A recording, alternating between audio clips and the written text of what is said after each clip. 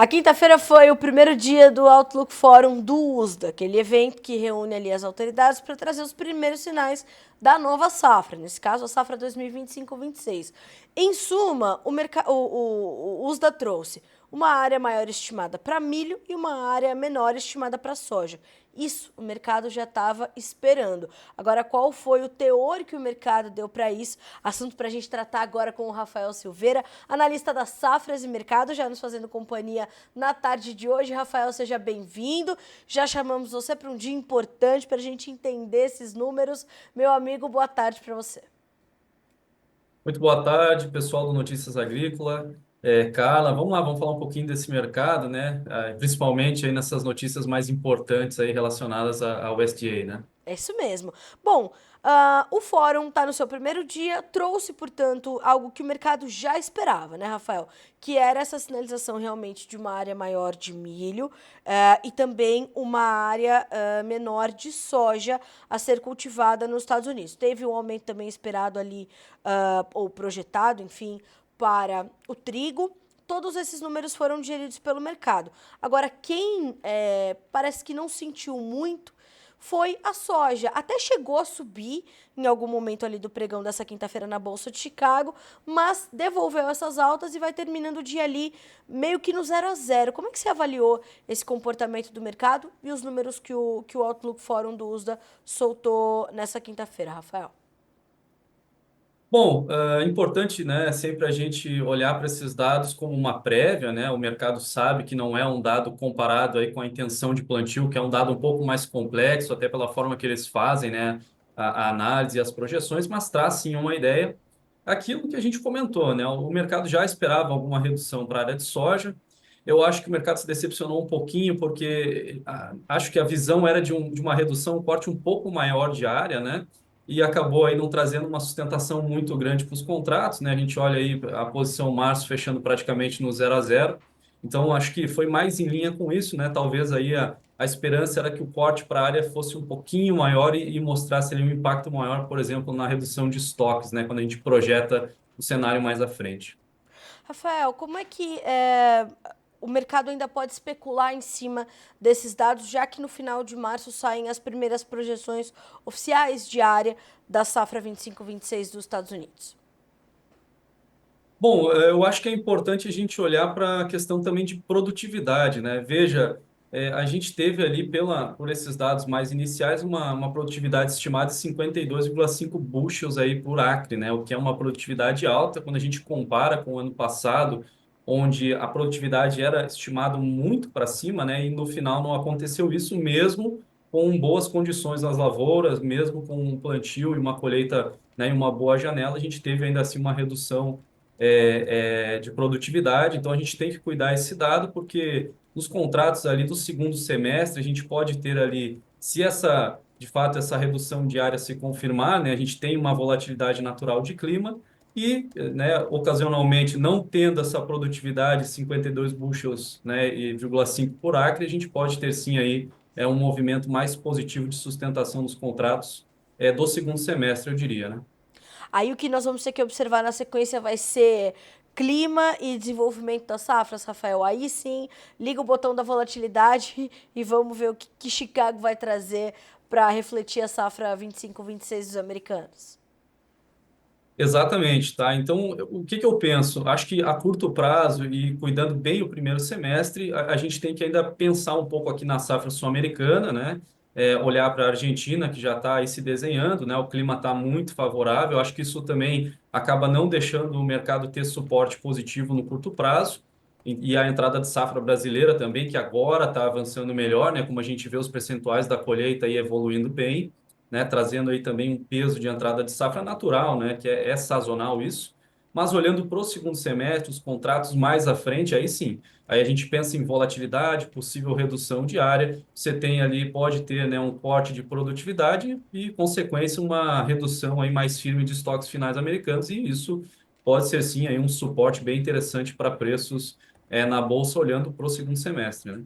Como é que você está analisando, Rafael, a conclusão das safras aqui na América do Sul? Para o Brasil, o que ainda chama a sua atenção e o que ainda pode provocar essa intensificação da especulação e da volatilidade em Chicago e também para a Argentina. Temos ainda espaço para avaliar o que pode acontecer com a produção argentina e também trazendo impactos, inclusive, para o mercado de derivados, no caso dos argentinos? Bom, a gente tem que olhar, né? A safra brasileira está bem desenhada, tá? A gente vai ter uma safra muito grande, uma ampla oferta de soja. Nesse momento, o Chicago também está pesando o fluxo de exportação aqui brasileiro, que está bem ruim, tá? Quando a gente olha os dados ali dos embarques, eles estão abaixo do que poderiam, né, estar, principalmente quando a gente considera, né, o mesmo período do ano passado. Então, a gente tem uma sustentação aí de curto prazo também em Chicago e prêmios, né? Os prêmios seguem aí firmes a curto prazo por uma questão de basicamente fluxo atrasado nos embarques. Tudo isso foi, né, e está acontecendo ainda reflexo do atraso, né, da colheita, que agora já vai para esse caminho de atraso de fluxo para embarques de soja. Então, quando a gente olha, por exemplo, a questão da paridade, né, de exportação, ela não está pesando muito no mercado interno. Inclusive, a própria indústria está pagando um preço acima do que seria esperado, justamente por essa questão de atraso no fluxo de exportação. Mas isso, né, conforme for evoluindo, conforme for melhorando, a gente pode ter sim ainda uma pressão de oferta, tá? Principalmente aí vinda do Brasil.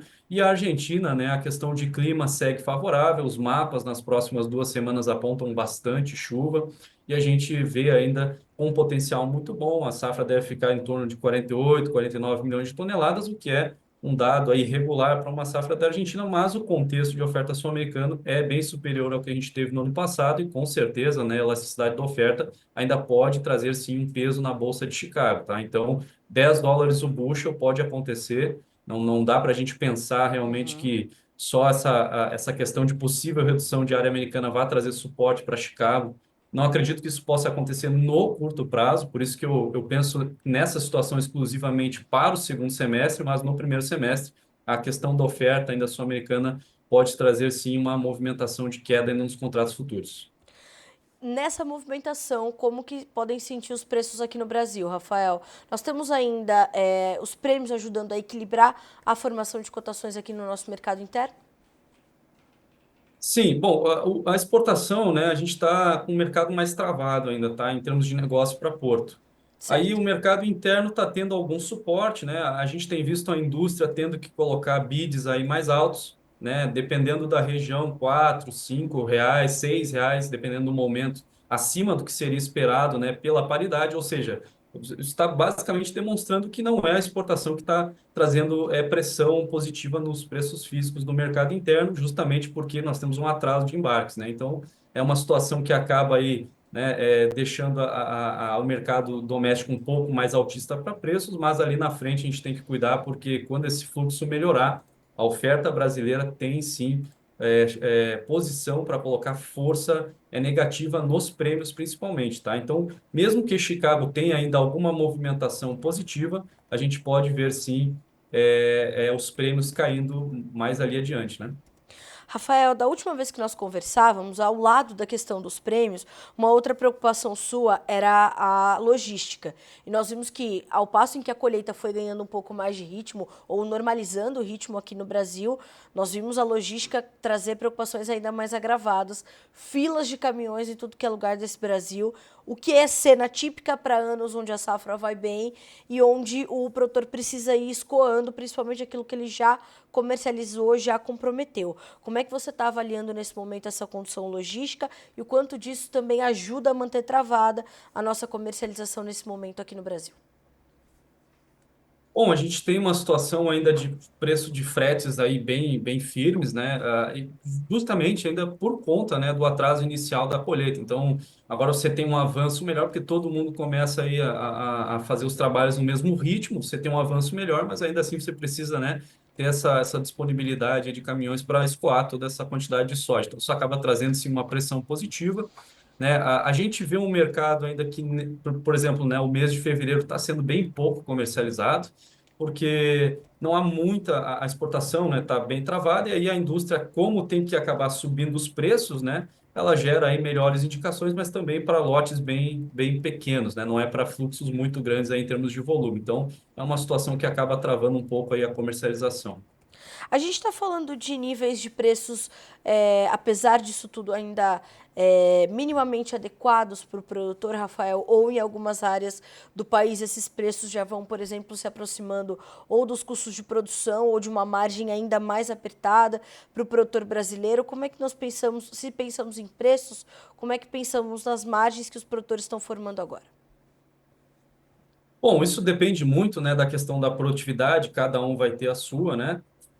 Mas a gente está vendo esse ano altas produtividades em várias regiões, então isso acaba trazendo aí alguma, e comparando, claro, né, com os preços disponíveis, acaba trazendo aí alguma melhora em termos de ágio, né, para a margem, mas a gente tem que olhar o timing do preço, tá? Quando a gente compara, por exemplo, a situação atual, né, com os preços que a gente tinha no ano passado nesse período, nós estamos falando aí mais ou menos uns R$ 10, talvez R$ 12 acima, tá? Para uma situação de oferta maior agora e menos oferta no ano passado. Ou seja, nós temos uma situação onde a safra brasileira é muito grande, né? Maior projeção de oferta e preços que estão altos, tá? Ano passado era o contrário, nessa época. Então, é muito importante olhar para o time, porque daqui para frente a gente pode ver sim uma pressão negativa nas cotações do físico e claro que isso vai diminuir a tua margem, né? Então, mesmo que não queira negociar, né, toda a safra, não precisa fazer isso, mas você pode ir cadenciando, né? E aí vai melhorando o teu médio ao longo do tempo se o preço subir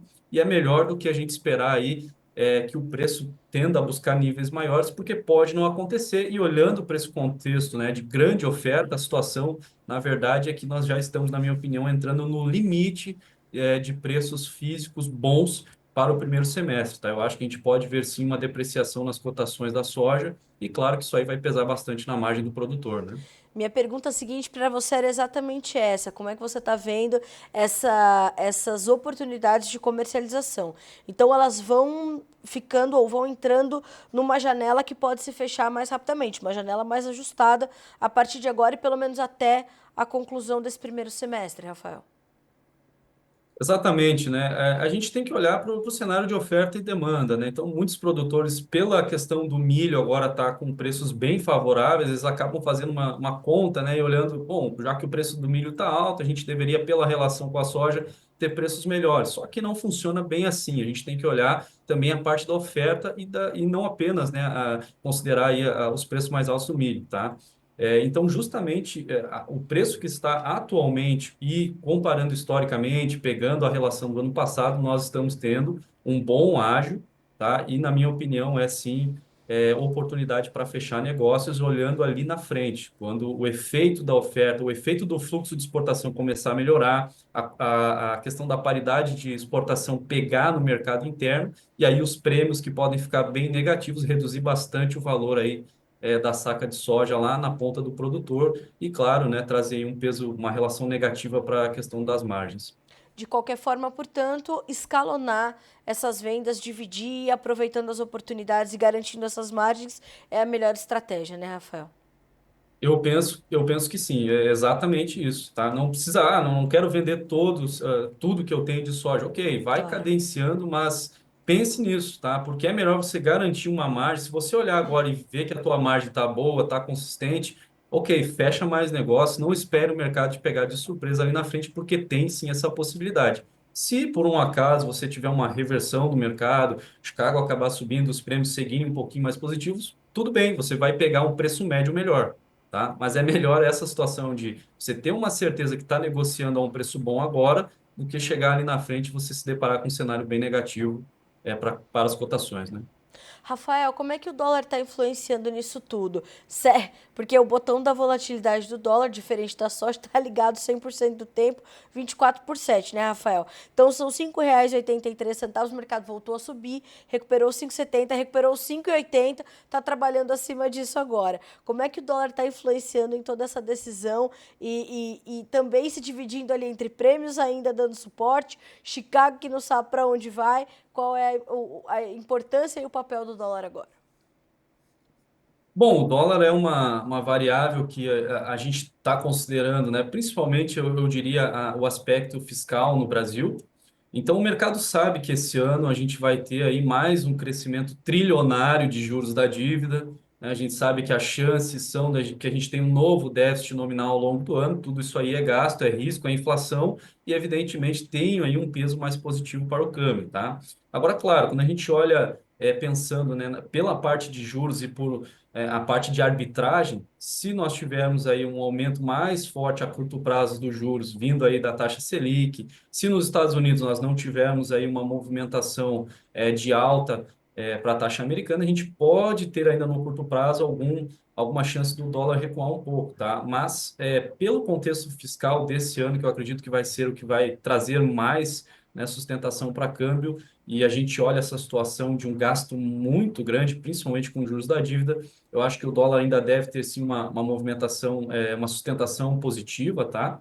E para a questão de contexto, né, quando a gente olha pela parte de oferta brasileira, um dólar alto ele só levaria basicamente você ter um reflexo nos prêmios, quer dizer, o prêmio pode cair mais, ou você ter até um desconto em bolsa, tá? Quer dizer, o mercado operando mais forte na queda para a soja em Chicago. Então, uma movimentação de alta no dólar tende a equalizar essa situação, pegando aí ou prêmios ou Chicago, ou um pouco de ambos aí numa relação negativa, né? Então, também é um passo importante. Talvez se você conseguir, né, travar Chicago e prêmios nesses níveis e deixar espaço para o câmbio subir um pouquinho mais, pode ser também uma alternativa, né, para curto prazo. Então, a gente tem que avaliar isso. Rafael, enquanto tudo isso está acontecendo, como é que está se comportando o demandador? A China está olhando para a nossa soja, está se dividindo entre as principais origens. E eu queria ouvir também de ti como é que a nossa demanda interna está caminhando nesse momento, principalmente depois da última informação de que vamos ficar, pelo menos por enquanto, no B14. Isso acabou dando ali quase que um banho de água fria na indústria processadora que já estava com o B15 ali no seu horizonte, né? Sim, sim, isso também é um outro ponto de atenção importante, né? E já mostra para a gente mais um dos problemas que a gente tem no Brasil, que é a parte de insegurança, né? Então, toda a indústria que teve que se adaptar já projetando uma elevação, né, para a produção de óleo já acaba tendo esse banho de água fria, como você falou. E basicamente você tem aí, né, pode ter o mesmo nível de processamento do ano passado, que para soja grão basicamente pode deixar aí um estoque um pouquinho maior do que o projetado, né? Então, é uma parte aí que tem também, traz aí alguma conotação negativa para preços, né? Bom, a gente vai acompanhar, vai ficar de olho nisso tudo e sempre com as suas análises conosco por aqui. Rafael, muito obrigada por estar conosco, meu amigo. Sempre bom ter você com a gente, receber a sua perspectiva e a sua ótica do mercado. Volte sempre. Eu que agradeço, Carla, agradeço a todos aí e fico no aguardo da próxima oportunidade. Pode deixar que a gente te chama sem falhar, Rafael. Obrigada, meu amigo. Um ótimo restinho de semana para você. Amanhã ainda tem Outlook Fórum, né, Rafael? Temos que continuar ainda ouvindo o que chega de lá. A gente junto vai acompanhar. Obrigada, viu, meu amigo? Até a próxima. Até. Até mais. Bom, senhoras e senhores, então hora da gente ver como é que os preços ficaram na prática no fechamento dos negócios desta quinta-feira na Bolsa de Chicago. Números na tela para você acompanhar. A soja, como eu adiantei, fechou no 0 a 0. O março, 10 dólares e 24 centes por bushel, com uma pequena alta de 0,25. O maio, 10 dólares e 38. O julho, 10 dólares e 52. E o agosto, 10 dólares e 51. No caso desses demais contratos, as perdas foram de pouco mais de 3 pontos. Então, 3 pontos para o maio, julho e agosto com 3 pontos e 75 de queda. Preços do milho. Esse já caiu um pouco mais forte, um pouco mais agressivo, refletindo o aumento de área que está previsto para a produção de milho nos Estados Unidos. Mais do que isso, uma produção também maior, estoques finais maiores. Lembrando que são projeções iniciais e não as projeções oficiais para começar a safra 25-26 dos americanos. Março, 4 dólares e 64, maio 4 dólares e 81, julho 4 dólares e 86 e o setembro 4 dólares e 58 centes por bushel, baixas de 8,75 a 14 pontos mais 25 nos contratos mais negociados. Preços do trigo, estes também caíram fortemente nessa quinta-feira. Março, 5 dólares e 47, maio, 5 dólares e 62, julho, 5,77, o setembro, 5 dólares e 92 centes por bushel, as baixas de 16,25 a 18,5. Nesse caso do trigo, nós temos também uma movimentação de aumento de área estimada pelo USDA hoje. O mercado veio também sentindo essa pressão, mas, segundo Elcio Bento, também analista das safras e mercado, essa é uma queda pontual do mercado. Ela vem como um movimento de também ajuste depois das últimas altas, mas os fundamentos do mercado são muito fortes. O Elcio deu entrevista ao Guilherme Dorigatti nessa quinta-feira aqui no Notícias Agrícolas, vale a revisita, tá em manchete no nosso portal, porque hoje foi dia do trigo, inclusive liderar essas perdas, são perdas que se avizinham dos 3% somente nessa quinta-feira. Vale entender um pouco mais do Elcio, que momento é esse, portanto, para o mercado do trigo. E assim a gente vai concluindo por aqui o nosso momento do mercado de grãos, momento de soja, mas já Alexander Horta assume aqui a sua tela para te trazer os fechamentos completos de mercado desse 27 de fevereiro. Amanhã estamos de volta, eu já te encontro cedinho no Bom Dia Agronegócio, nossa abertura de mercado. Então já fechamento e até amanhã. Vejo vocês por aqui. Bom descanso. Até lá.